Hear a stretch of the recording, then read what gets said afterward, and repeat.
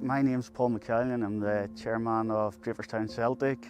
I also sit in the committee of steps, and I've also volunteered to be AFA mental health champion for this area.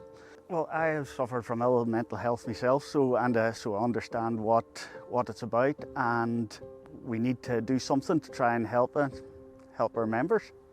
Steps was set up in 2012. At that time, Draperstown was referred to as the suicide capital of Mid-Ulster, and I suppose the community just had enough. And we got together, and it was set up by the community for the community, trying to do something. Well, when we started, the stigma was massive, and even though we'd had quite a number of suicides, people didn't know who to turn to.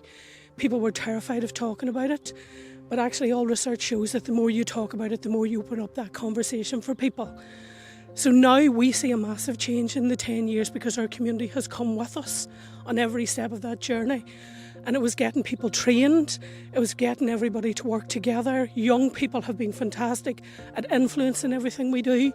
They developed a workshop that we now deliver to schools, to businesses, and it's what they wanted to know around mental health. But it started off just as a fundraiser because we found out that they don't get any funding from the government as such.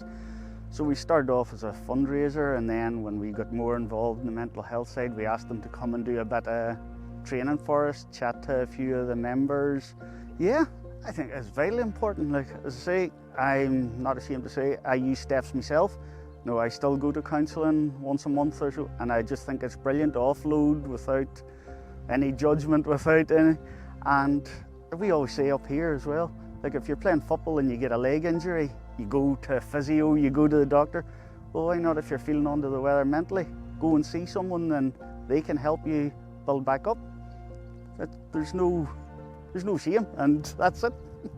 I think it's brilliant, and I think AFA have done really well starting the mental health champions, things like that. It just shows the importance that they put on it as well. And every football club, people are in there. Not everybody's not the best of health all the time, so it's natural. So I think it's brilliant that the AFA and the champions and all clubs get on board with it. Firstly, if somebody comes to you and trusts you with it, your immediate reaction is to panic or that I have to fix it. You don't, you just have to listen. And then when you give them the space to listen, then you go, look, we need to do something about this. So we have a number of options. You can go to your GP, you could go to Steps. There's plenty of organisations out there if you didn't want to come to the likes of us. But there's so many groups out there. And as coaches, as teachers, whatever, it's not to get into a panic. It's going, okay, listen to the person, then signpost. It's just they want to feel heard.